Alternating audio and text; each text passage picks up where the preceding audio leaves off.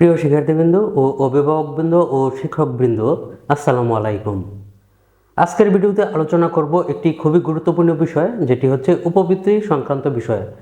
যারা বর্তমানে 6 two intermediate পর্যন্ত উপবৃত্তি পাচ্ছেন, তাদের জন্য এই ভিডিওটি খুবই গুরুত্বপূর্ণ।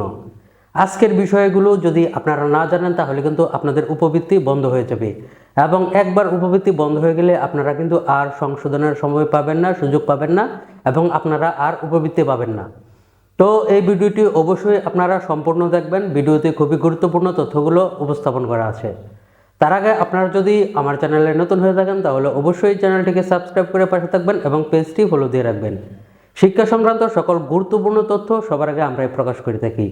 শিক্ষা সংক্রান্ত যে কোনো তথ্য জানতে আমাদেরকে কমেন্ট করতে পারেন অথবা আমাদেরকে ইনবক্সে নক করতে পারেন। তো চলুন বিস্তারিত আলোচনা করি যে আজকের গুরুত্বপূর্ণ বিষয়গুলো কি কি। আজকের গুরুত্বপূর্ণ বিষয় হচ্ছে যে উপবৃত্তি সংক্রান্ত তথ্যগুলো আপডেট করতে হবে। আপনারা যারা যারা উপবৃত্তি পাচ্ছেন, আপনাদের সকল তথ্য ঠিক থাকলেও এই বিষয়গুলো অবশ্যই জেনে নেবেন।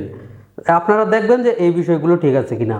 আপনারা যারা উপবৃত্তি পাচ্ছেন, তারা অনেকেই ভাই বোন, দাদা দাদি, নানা নানি বা অন্য অন্য কারো অ্যাকাউন্ট ব্যবহার করছেন মোবাইল ব্যাংকিংয়ের ক্ষেত্রে।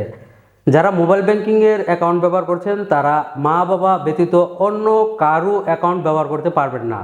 সেক্ষেত্রে নিজের আপন ভাই বোনের অ্যাকাউন্টও ব্যবহার করতে পারবেন না। যারা ব্যবহার করেছেন, তারা অবশ্যই তথ্য হালনাগাদ করতে হবে, মা বাবার নামে দিতে হবে।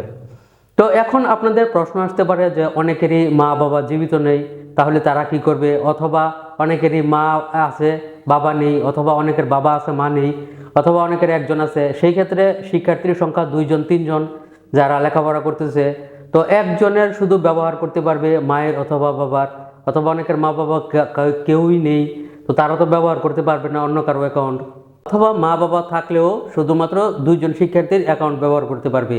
সেই ক্ষেত্রে শিক্ষার্থীরা কি করবে?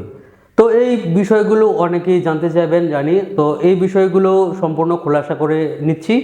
তো সেক্ষেত্রে হচ্ছে শিক্ষার্থীরা নিজে একটি অ্যাকাউন্ট করবে, যেটি হচ্ছে স্কুল ব্যাংকিং হিসাবে ধরা হয়, যেটি ব্যাংকের মাধ্যমে অ্যাকাউন্টটি করতে হবে।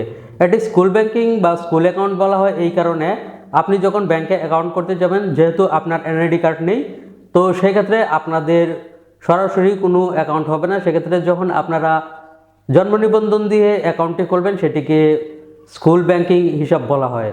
তো আপনারা যারা মা বাবার তথ্য ব্যবহার করতে পারবেন না, যদি আপনাদের মা বাবা থাকে, তাহলে কিন্তু অবশ্যই মা বাবার তথ্য দিয়ে আপনাদের উপবৃত্তির ফর্মগুলো আপডেট করে নিতে হবে।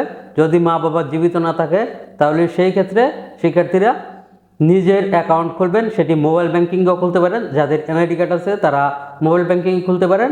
অথবা যদি মনে করেন যে না, মোবাইল ব্যাংকিং খুলবো না, আপনারা অবশ্যই ব্যাংকে গিয়ে একটি অ্যাকাউন্ট খুলবেন, এবং সেটি স্কুলে অথবা কলেজে এসে আপনাদের যে উপবৃত্তির তথ্যগুলো আছে সেগুলো হালনাগাদ করবেন।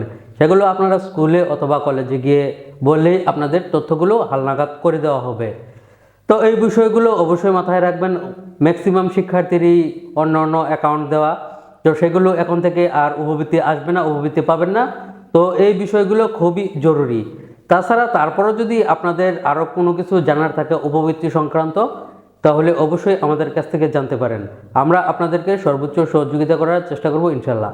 আর এই ভিডিওটি অবশ্যই আপনারা বেশি করে শেয়ার করবেন, এবং যারা ইউটিউব থেকে দেখছেন তারা অবশ্যই ভিডিওর লিঙ্কটি কপি করে আপনাদের সাথে যারা সহপাঠী আছে তাদেরকে শেয়ার করে দিবেন, তারা যেন ওই তথ্যগুলো জানতে পারে, তাদের উপবৃত্তিগুলো যেন মিস না যায়। তো সবার জন্য রইল শুভকামনা। আজকের জন্য এই পর্যন্তই। আসসালামু আলাইকুম।